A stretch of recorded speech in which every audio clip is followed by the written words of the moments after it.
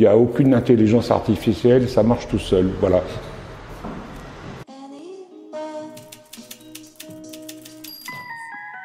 Ça a commencé en fait avec la production. J'étais producteur de l'opéra vidéo Valis qui a été commandé par le Centre Pompidou pour le 10e anniversaire du Centre.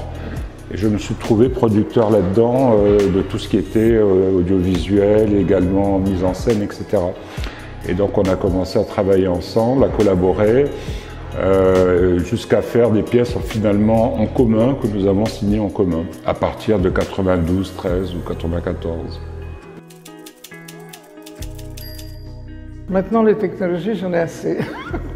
Au début, c'était quand même une sorte de découverte, peut-être une sorte d'émerveillement aussi. On découvrait tout ce qu'on pouvait faire.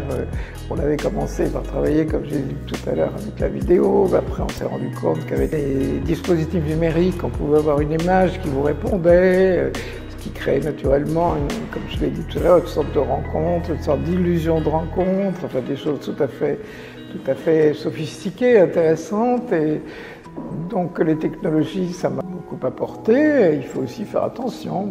Au départ, ça a été vraiment une fascination. Moi, j'ai été scotché devant toutes ces avancées technologiques, les nouvelles images, ensuite Internet, ensuite les réseaux.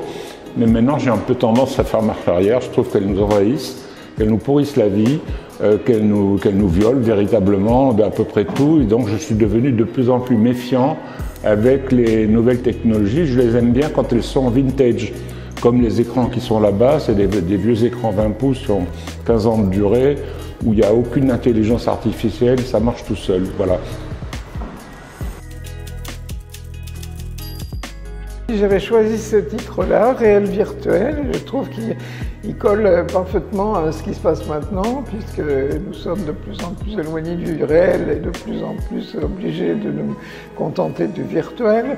Donc je pense que ce titre et cette exposition viennent tout à fait à point. Et un moment où ça permet de s'interroger un certain nombre de questions sur ces deux sujets qui m'intéressent beaucoup. J'ai toujours travaillé avec des personnages virtuels, avec des rencontres réelles, avec des personnages virtuels. Enfin, toujours un aller-retour entre ces deux thèmes qui paraissent extrêmement au cœur de l'actualité d'aujourd'hui. C'est un peu l'aboutissement d'un travail qu'on a entrepris il y a 5 ans sur ce qu'on appelle les portraits en nuages de points. C'est-à-dire que ce sont des portraits qui sont faits en 3D, qui sont éclatés dans l'espace et qui bougent en fonction de la position du visiteur.